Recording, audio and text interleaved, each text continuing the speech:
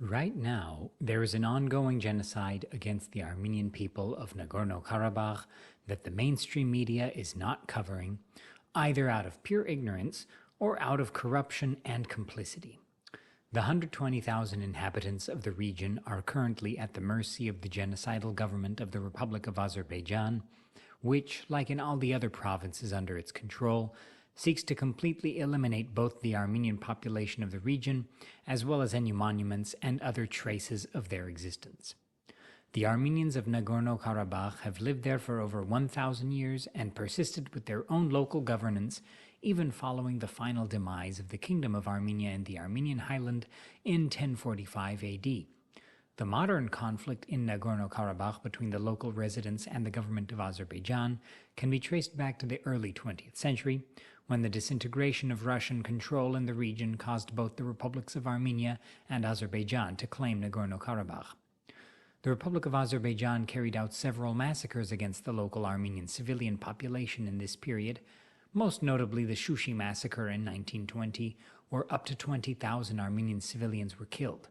Eventually, when both Armenia and Azerbaijan were conquered by the Soviet Union, Nagorno-Karabakh was included in Soviet Azerbaijan as an autonomous oblast.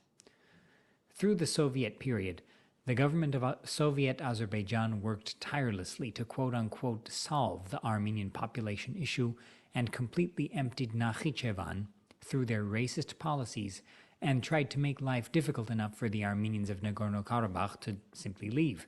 However, the Armenians of Nagorno-Karabakh resisted as much as they could through any means they could. In contrast, the region of Nakhichevan's Armenian community was completely destroyed, and a cultural genocide was carried out. Any trace of Armenians living in Nakhichevan, including several monuments of the medieval period, have been completely destroyed by the Azerbaijani government. This is what the government of Azerbaijan wants to do in Nagorno-Karabakh.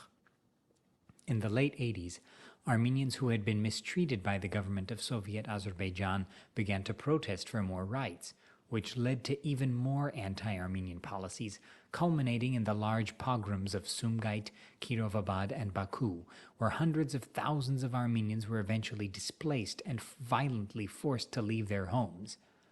Operation Ring, which was an effort coordinated by both Soviet Azerbaijan and the central government, ethnically cleansed thousands of Armenians from their ancestral homes in and around Nagorno-Karabakh. As a result of these genocidal policies, the Armenians of Nagorno-Karabakh overwhelmingly voted to secede from the Soviet Union prior to the secession of Azerbaijan from the Soviet Union on December 10, 1991. The response to the referendum by the government of Azerbaijan was, as we have seen throughout this video, violent. The Nagorno-Karabakh War of the early 90s saw heavy fighting occur in the region, and in the end all of the Azerbaijani offensives were repulsed by local defenders as well as the supporting armed forces of the Republic of Armenia, which moved in to prevent certain genocide on the local civilian population. As the Nagorno-Karabakh Oblast was drawn by the Soviet Union to be completely cut off from Armenia, the surrounding regions were also affected by the war, and Armenian forces took control of a buffer region in order to secure the safe existence of the local population, as well as secure safe lines of transportation to and from the area, the Kelbajar and Lachin routes.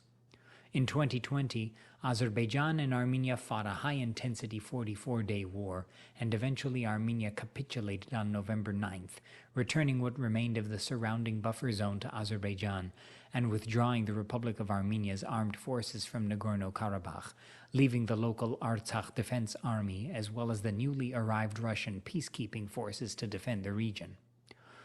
On December 12, 2022, the Republic of Azerbaijan began a total blockade of the Republic of Artsakh, depriving the local population of access to the outside world, eventually leading to an extreme lack of food, medical supplies, and other essentials.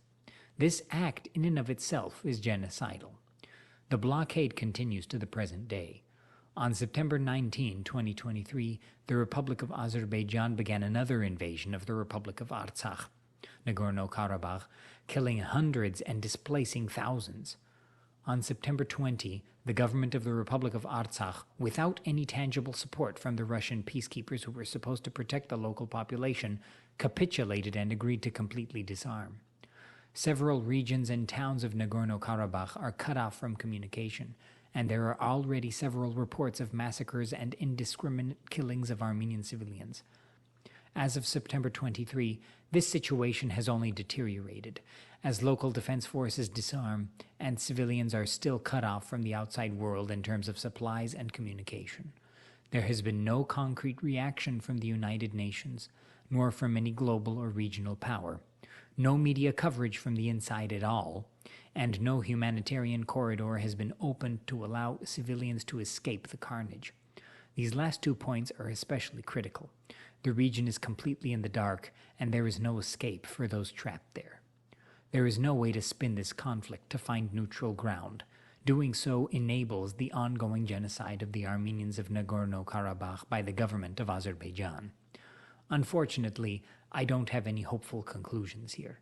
Azerbaijan and Turkey are collaborating to complete the Armenian genocide and wipe out the indigenous Armenian population of yet another historically Armenian region.